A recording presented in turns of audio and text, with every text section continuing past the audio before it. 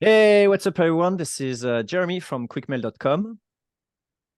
Hey, this is Jack, Chief Lead Generation Officer at salesbread.com. Yeah, we What are we changed. talking We about?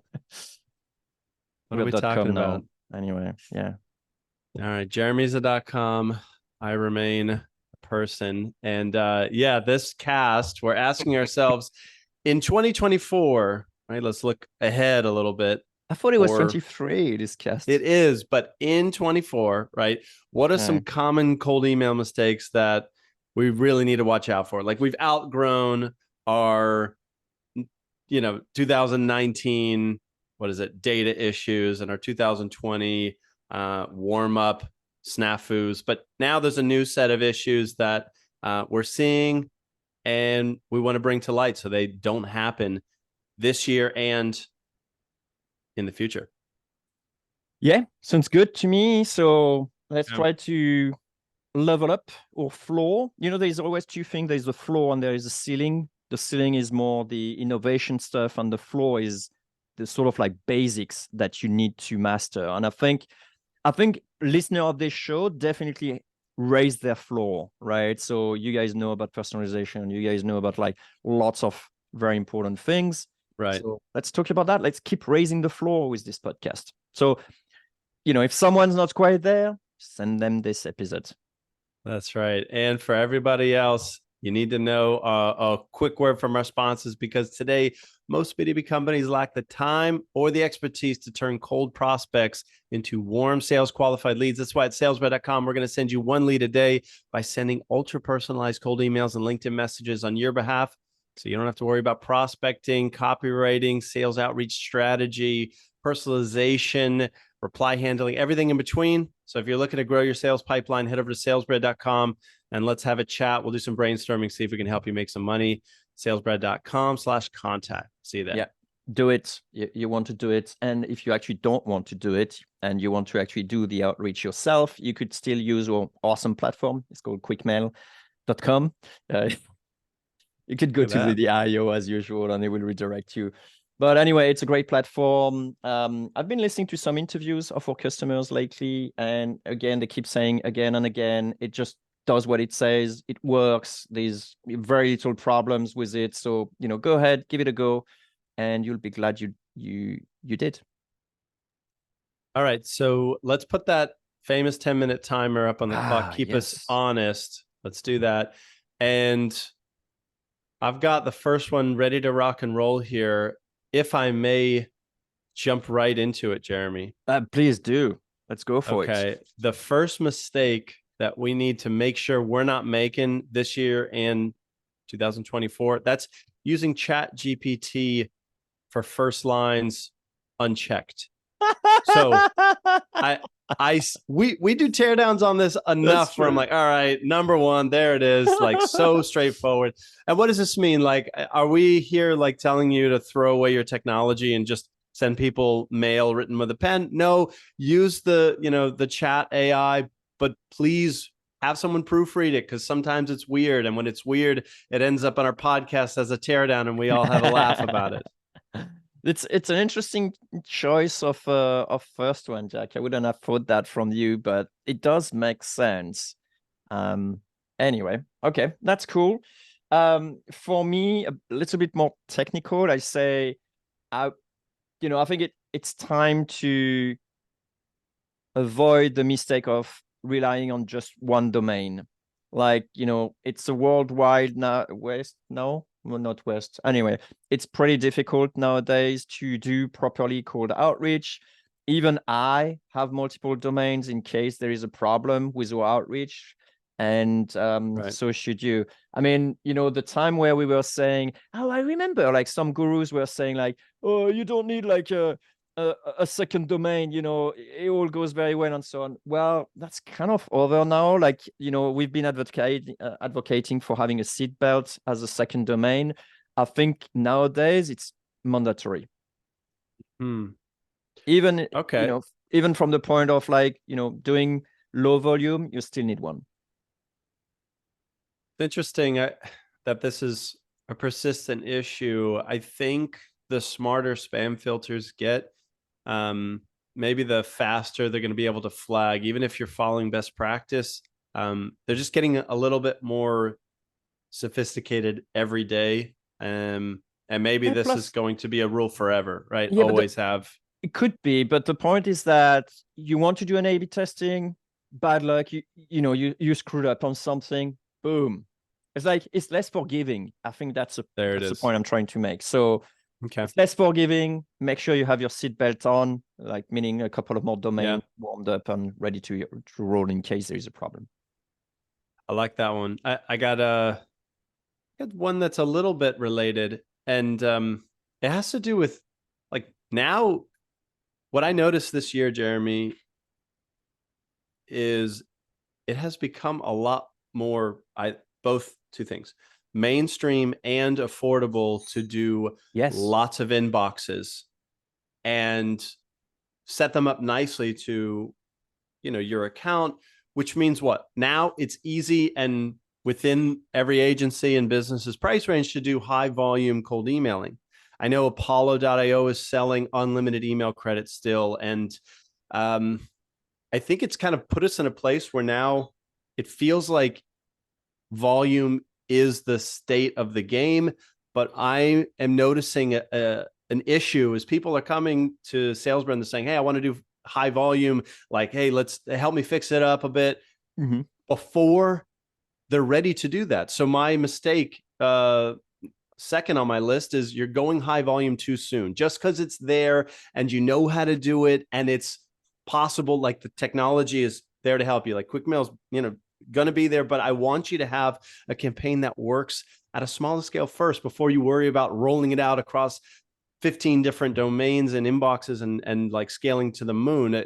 Just hold on, because it's not volume that's going to help you break through 9 out of 10 times. It's make a better campaign first, and then your deliverability problems start to go away, and you notice your reply rates go up. So we have all this power at our disposal. We're all kind of sitting on 1,000 horsepower engine, but it still pays to make sure your campaign works before scaling.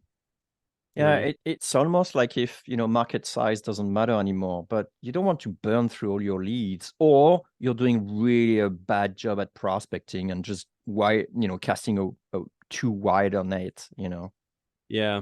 Yeah. Ask yourself, like, is that really what I need to be focusing on? It just because you can go high volume right now doesn't mean we all need to today. Yeah, and we have You know, a lot of people who come to Quickmail and say like, yeah, we're coming to you because you can do high volume. Sure, we can, but just don't start with like, the massive amount straight away. Just ramp it up, yeah.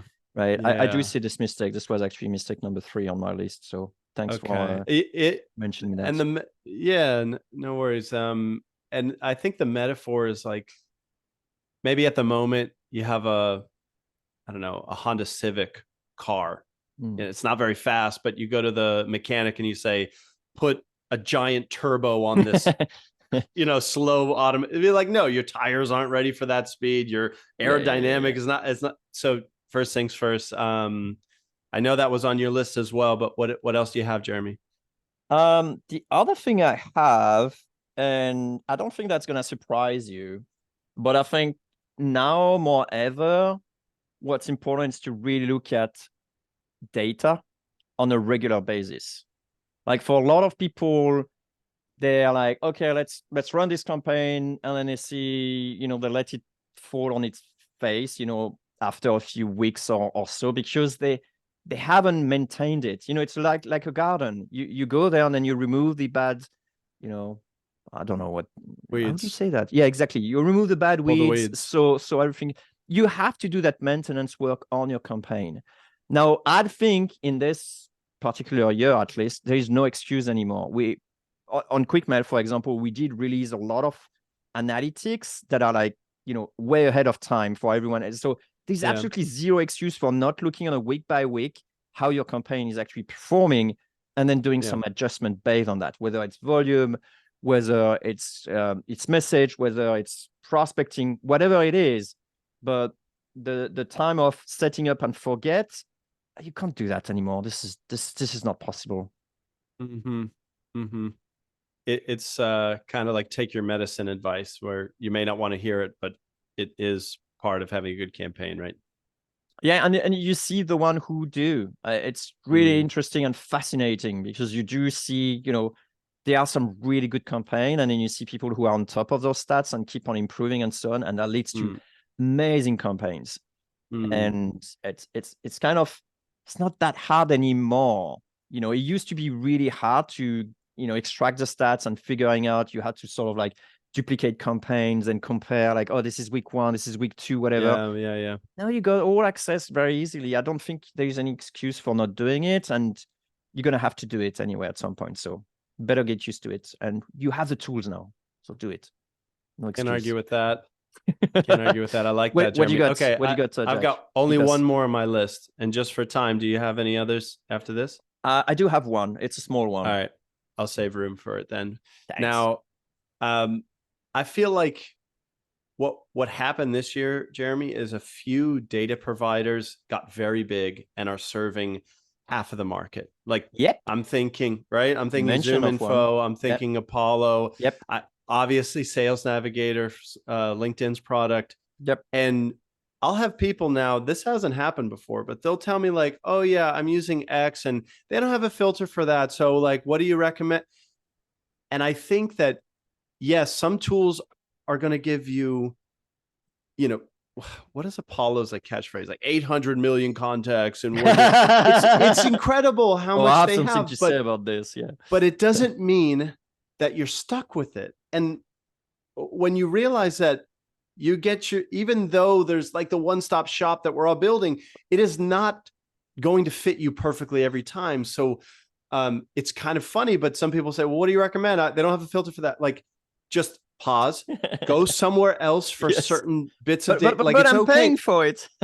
Like, just come on. Like, we need to still see things as like using the internet as kind of your farm, like harvest the data that you need, no matter where it is. And it doesn't mean that you shouldn't have a couple subscriptions. That's wonderful. But at the end of the day, sometimes you need to make a campaign on who's been on a podcast, and that may lead you to a certain directory of podcast hosts, and go there and just do a good old fashioned web scraping, right? Build your list, enrich it with your favorite tool, but please feel free to walk around and get your data, not just hope that your tool is going to help you for every campaign. Yeah, that's a fantastic point. You were mentioning, for example, YC Combinator list. You're not going to find that, on Apollo and those sort of things. And yeah. So, but the fun thing is, if you have an idea of a good place to get a list, you can very easily have a campaign that makes a bunch of money, but it means stepping away from your provider sometimes. Got it. Now, Jack, do I have permission to extend a little bit the timer to bring up my last point? I'm sorry, that's all the time. Of course. But as long as we say course.quickmail.io is where you can get this and a lot more. So hit us, Jeremy. All right. So my last point is really bounce rates, and I think it links to what you're saying. Like, I'm not trying to bash Apollo.io or whatever, but I have a lot of clients. They come with their list from Apollo. They load it into Quickmail and they run it. And I'm like, no, you have to do email verification.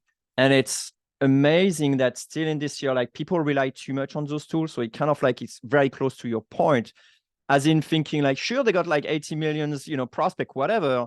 But if you look at how many emails actually don't bounce, and that's like, and I'm like talking like 30% bounces, right? And more. And I'm like, this is not acceptable. Like, you have to bring, your bounces down. And so therefore, even if you're using one of those big data provider, do have email verification turned on. And I guess that's one of the mistakes that you can't afford anymore. Good point. It's funny you say that, Jeremy. I had a consult yesterday. Mm-hmm. Quote, yeah, I don't know what's up with Apollo, but they bounce like crazy. Yeah, they do. Like, exactly verbatim. And what's nice is I think you could still rely on your provider, but feed all those through a secondary tool. And I know, like, personally, I use 2 different email verification tools, and sometimes I'll run the first pass through one, and if I do encounter issues, which have happened before. But let's empower the listener here. Your bounce rate is your responsibility. nobody else is. And so what's your guideline for Quickmail users, Jeremy, real quick? Is it just pay credits, toggle it on, and you're done? Yes, because we keep switching for whatever's the best email provider. Yeah. That costs a Who's the little bit best right more now? for. Well, that's the thing. I don't want to say it, but I promise the listener I'm going to analyze the data and then we'll come back with it because I think Nice. it's due for a review. So let's review which one Yeah. are the best email verification tool. Okay? Love it. All Is right. that a deal? Jeremy at quickmail.com now. Um, thanks for the cast. And yeah, like we said, if you enjoyed the conversation, you can get this plus a whole lot more at course.quickmail.io. That's our cold email masterclass where you sit down with us and over an 8-week period, we show you or your employee how to build an agency level cold email campaign from scratch. So even if you kind of know what you're doing, this course is going to help you take it to the next level and really start to make your competition sweat because you know the cold email secrets they don't. So head over there. It comes with a free money back guarantee for 30 days. So take it for a test drive. You'll be impressed. And that's it for me. Jeremy, thanks. Yeah, I also would say that, what was the last? We're also adding a few things now Oh and there yeah. that are like So kind of like unique take or tactics that you could so use. that's They're not always that's long a lived, but they're really good when you know them on That's time. a great point. So it's funny. Last week, I think we had an idea to do a podcast on how at SalesRed we've been using ChatGPT in order not to write first line personalization, but actually to inform list building. And we're using it in like what I consider a huge time saver, and it just helps us do a Yeah, lot more like I'm gonna steal it. precise list building. Kind of like it's something that looks like we just spent, I don't know, a week on a list and it was Anyway, I a think couple the episode an is hour. over. All right. But that now lives in the course, and we will add more cool stuff like that. Yeah. They won't last forever, but yeah, good point, Jeremy. Thanks for bringing that up. All right. Thank you, everyone. Thanks, Jack. See ya.